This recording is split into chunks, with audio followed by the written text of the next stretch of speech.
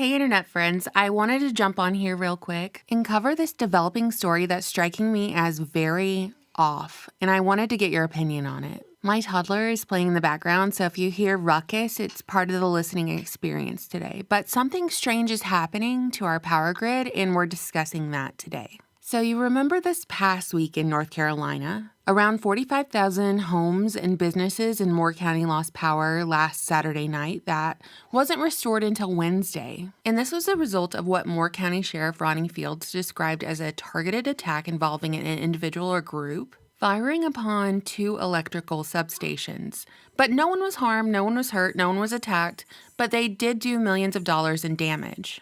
And there was a really weird narrative around the alleged attack, even though police have yet to identify a suspect or even a motive. But when it was initially reported, all news agencies fell into lockstep with their reporting, saying the attack occurred at the same time as Sunrise Theater in Moore County was hosting a drag show performance. So it was suggested that the attacks on the power grid were to bring down the drag show. There was an article published a few days before the drag show happened. It was published in the Fayetteville Observer that reported, quote, organizers of the drag show had received violent death threats from far-right activists, prompting them to increase security by hiring private guards and enlisting the Southern Pines Police Department.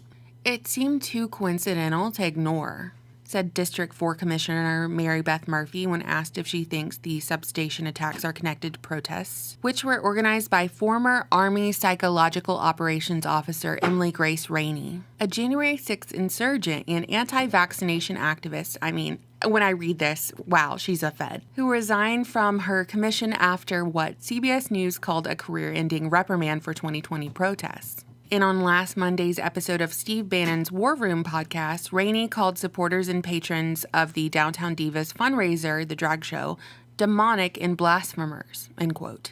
But let's move over to Tampa, where local news stations just ran this story. Quote, just days after what officials are calling a targeted attack at two Duke Energy substations in North Carolina, NewsNation has obtained federal documents showing evidence of at least 6 other intrusions at Duke Energy substations in Florida, end quote. So this whole story happened back in September. In September, Duke Energy Florida experienced at least half a dozen substation intrusion events, according to an incident report obtained by NewsNation, end quote. And the report said it was likely someone who worked at the substation and had insider knowledge of the infrastructure. But okay, now let's move over to Oregon and Washington. It's happening there too.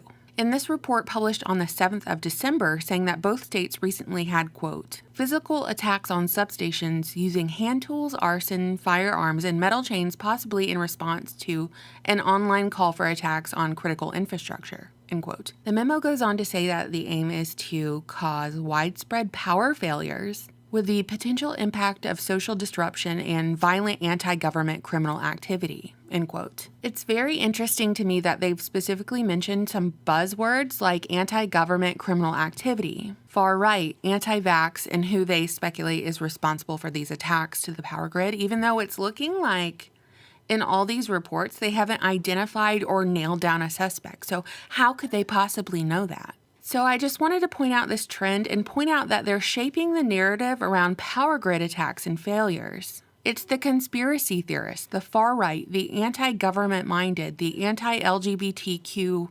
XYZ, the anti-vaxxers. That's who's responsible for them.